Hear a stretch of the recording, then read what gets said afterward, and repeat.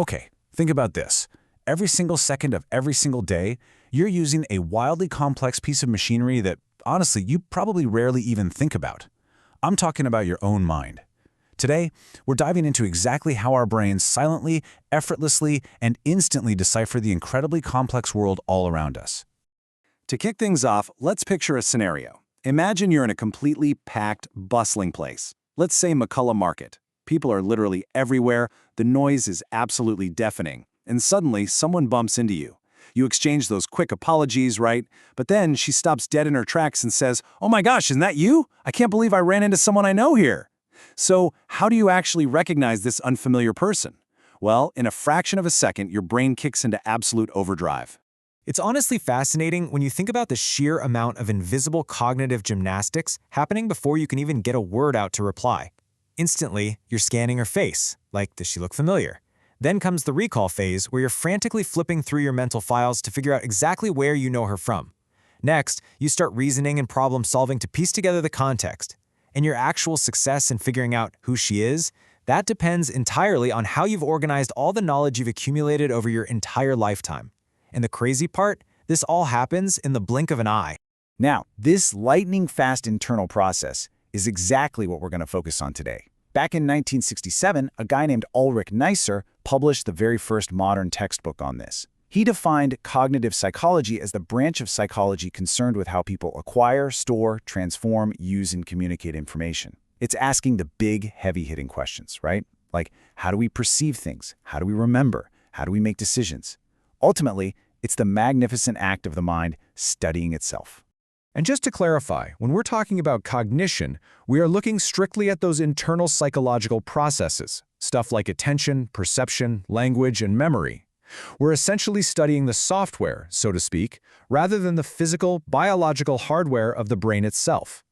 So this domain is all about the incredible functions our brains make possible, not the physical anatomy. All right, let's jump into Section 1, Everyday Cognitive Gymnastics. You know, you don't actually have to be in a chaotic market to perform these complex mental calculations. We do this every single day, right from childhood. Let me give you a quick story about a little girl named Amma. Amma wants to give her friend Kofi a present. So, step 1, she grabs her piggy bank and gives it a shake. Step 2, she notices the hard material makes absolutely no sound. Step 3, because there's no noise, she infers it's empty, no coins inside. So finally, step 4, realizing she's out of cash, she goes to look for her mom instead. On the surface, yeah, it's just a cute kid story, but cognitively, it's literally a masterpiece of processing. Seriously, to understand that seemingly simple story, your brain just had to retrieve a massive amount of context from your long-term memory.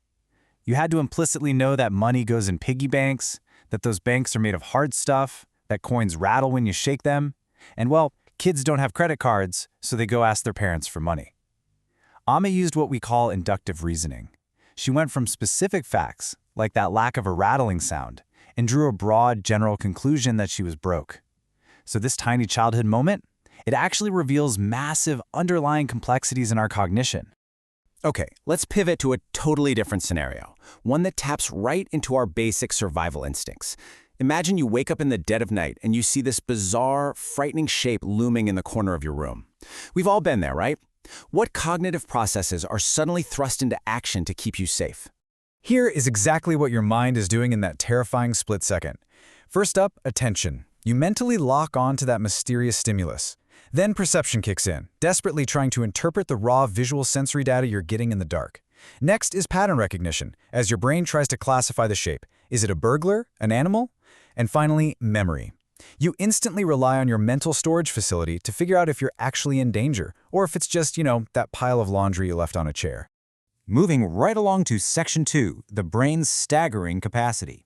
So, to pull off these everyday miracles, whether it's recognizing faces or surviving a nighttime scare, your brain requires an unbelievable amount of stored data. Have you ever wondered about the actual size of your brain storage? Well, it's estimated to be around 2.5 petabytes. To put that into everyday terms, that is 2.5 million gigabytes of information. Your biological hard drive is just staggeringly massive. Let's break that down just to make sure we're really grasping the scale here. In computer language, 8 bits make up 1 byte. You can think of a single byte as just one letter. So the letter H is 1 byte. The word hope is 4 bytes or 32 bits. Now I want you to multiply those single letters up to 2.5 million gigabytes. That is the literal ocean of data resting inside your head right now. It's what allows you to instantly recall what a piggy bank is or spot your friend's face in a huge crowd. Which brings us to Section 3, the roots of the mind, nature versus nurture. So how exactly did cognitive psychology become a formal science in the first place? Well, its roots stretch way back to a centuries-old philosophical debate. For hundreds of years, thinkers argued over the true nature of the mind. On one side of the ring, we've got the empiricists, originating with Aristotle and later championed by heavyweights like John Locke, David Hume, and Stuart Mill. And on the exact opposite side, we have the nativists, tracing all the way back to Plato and later supported by René Descartes and Immanuel Kant. Let's look at the empiricist view first. John Locke firmly believed that all knowledge comes strictly through our senses. To him, there are absolutely no innate ideas. According to empiricism, at birth, your mind is a tabula rasa, a completely blank slate. Basically, experience leaves its mark on this blank slate, and we learn by associating ideas. In this worldview, your environment 100% dictates your intellect. But then, by sharp contrast, we have nativism. This doctrine argues that mental structures and abilities are actually innately endowed. They're hardwired, not just picked up through experience. Plato even likened memory to a wax tablet that's already prepared, or catching a bird in an aviary that already exists. And in modern cognitive psychology, this is still a highly relevant idea. We know that certain functions, like short-term memory, are hardwired into the innate structures of the human mind right from birth. They aren't just created by the things we experience. Let's shift gears to Section 4, Early Schools of Psychology. As we transition from pure philosophy to actual experimental science, a few key milestones really paved the way. The undisputed birth date of modern psychology is 1879. That's when Wilhelm Wundt established the very first formal psychology research lab over in Leipzig, Germany. Soon after, his student Titchener brought this European style of psychology, known as structuralism, over to the US at Cornell University. But, as we'll see, by 1913, a guy named John B. Watson would publish a paper that dramatically pivoted the entire field in a brand new direction.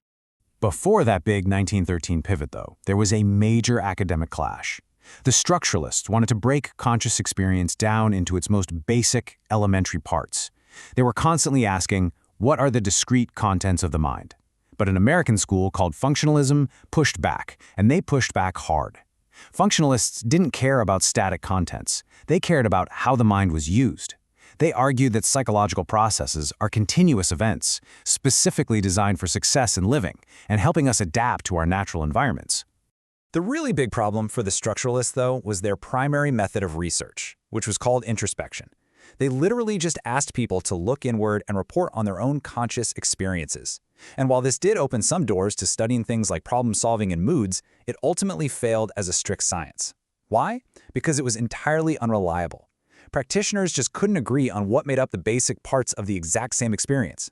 So by 1920, structuralism had completely lost its spot at the forefront of psychology.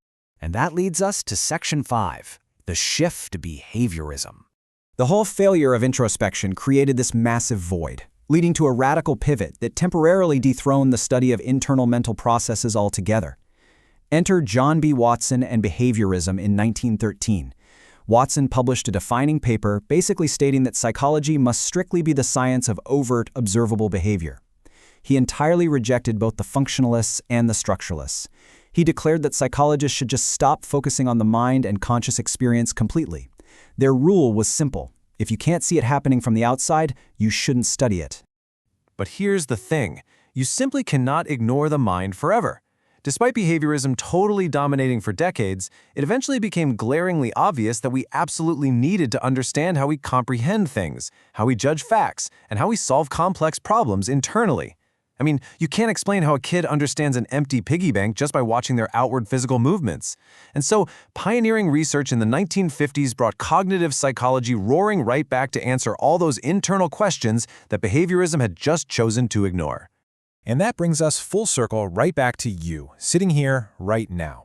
As you've been following along, decoding my words, absorbing these concepts, and retrieving your own memories to make sense of this whole explainer, your brain has been flawlessly executing millions of invisible cognitive calculations.